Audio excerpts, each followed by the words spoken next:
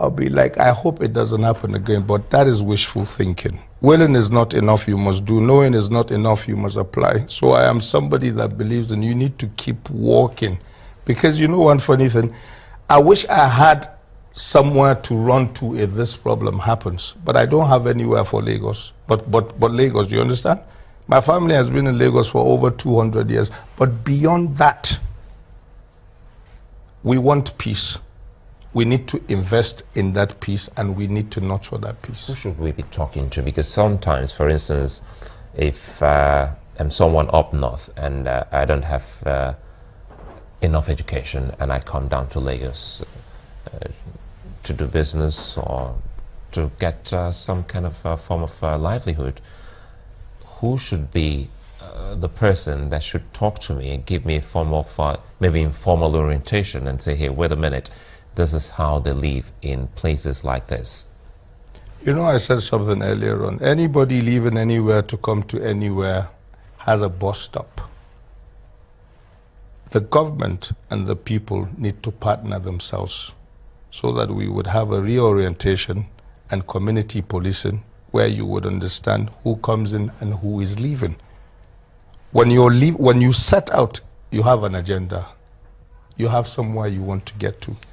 And in getting to that place, there's somebody that's going to host you one way or the other, even if it's just to use the restroom or to eat before you move on. You understand? So I don't want to single out anything, but all I would say is for all of us, for the sake of this place called Nigeria, let us put our heads together, journalists, security operative, civil societies, and everybody, let us put our heads together.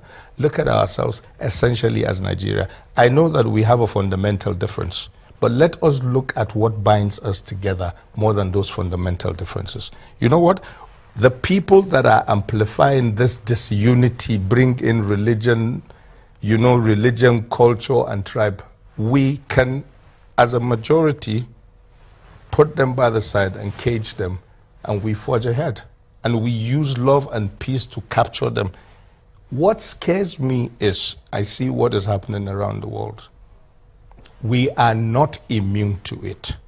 When I hear people talking about violence and anarchy, it scares me because that is a reality. I'll give you an example. What happened in Rwanda started in a studio.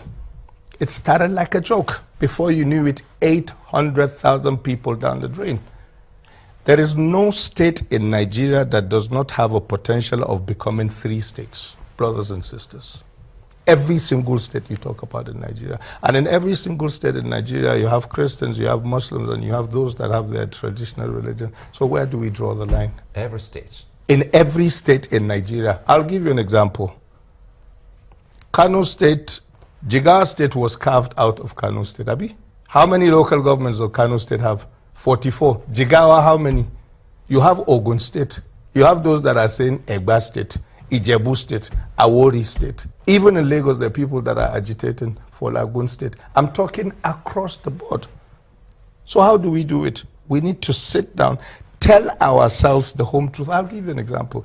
It kills me when I see people sit down and all they're doing is criticizing. If your education is not to better Nigeria as a unit, then you're not educated. I don't believe I'm just wondering, though, do you think that this will happen? I pray it doesn't, but are there any guarantees that this will not happen again? I answered this, my lady, you were not listening. Sorry, maybe you didn't hear me, but I did answer this. I said, I hope it doesn't happen. I pray it doesn't happen, but I have no guarantees. But one thing I would say is if we do not invest in having a peaceful unity, it will happen again and again and again until the country goes sky high. But if all of us see it as a must that we all have to invest in peace, then we can comfortably say it may not happen. You know, now you're here on television. Not everyone has access to television or radio. You've met with Yoruba, so many other people like you who have this mindset, great Nigerians.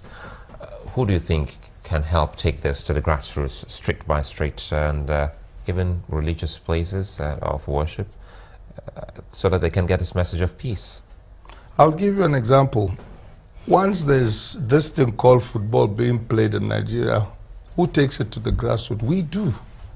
All I said is all of us should invest. All of us should invest. The government cannot succeed unless we make it succeed, because we are the government. We put them over there. So I do not want to say it has to be this person or that person. All of us together can make Nigeria work. I'm just wondering, though, you talked about, leadership also investing. In fact, you said that one of the reasons why, the situation went out of hand was a failure of leadership, perhaps, at whatever level, leadership existed there. Do you think that the leaders themselves are also well invested in this idea of unity? Or do you think that the idea of divide and rule so that I can have my own share of prominence is still very prevalent amongst leaders? I'm sorry to say I'm too informed and educated to simplify it to that or to apportion blame. All I am trying to say is the leadership and the followership at that point in time that problem happened failed, and we can do better collectively.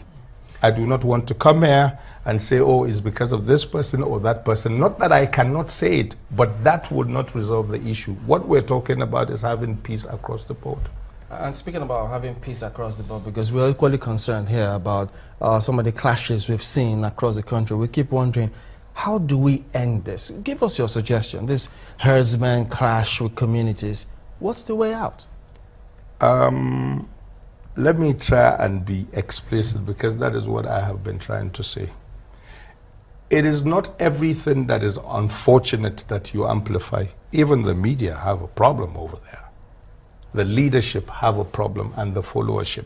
There are things you can do that are very covert that you do not bring out. I'll give you an example. When you're trying to mediate between two warring parties, you should be concerned about what is it that you're going to say that is going to tick off the other party. So essentially what I would say is let us all invest in peace and know that the options we think we may have in the event of that wahala, we don't have it. Well, now we have to go. And it's good to see that you're also investing your time to ensure that there's peace and security. Could you do something for the people now, if you could, because there are many who are also watching who the message will go further if you speak in their local dialects. So, if you will, first and foremost, in Hausa and a little bit of Yoruba as well. Okay, I would start with the Yoruba. Nile toju Eko, de nile toju Nigeria, ejo tori Olorun, eje ka gbe bi iya kan baba kan. Rigimo àti wàhálà ò dá, ẹjọ́ torí Ọlọ́run, níbi tá lè sá lọ sí láyé yìí. Ẹnikẹ́ni tó bá ní nǹkan tó ń dààmú ẹ̀ kó jọ torí Ọlọ́run kó lọ sọ́dọ̀ ìjọba. Jama'a dan Allah da Annabi akwai wani karin magana da ake ce ma dan sarki, aka ce zaman lafiya ya fi zama dan sarki, na ce zaman lafiya ma fi zama sarkin kanshi. Dan Allah dan Annabi mu zauna lafiya, dan Allah dan Annabi mu zauna lafiya. Domin idan muka zauna lafiya za mu gudu tare mu tsira tare. Ya Allah, ya Ubangiji, ya Rabbil Alamin, Allah ka ba mu zaman lafiya a Lagos, Allah ka ba mu zaman lafiya a Nigeria. Ma'asalam. I'm good to say, Aminu Yaro, Sarkin Hausawa of Lagos. Well, that's where we also end the show today. We thank you all for watching. We'll see you next time. I'm Chamberlain Usol. Well, thank you very much for watching. Amaokwe Ogun. Many thanks. Looks like Friday. I'm Sulaiman Alede.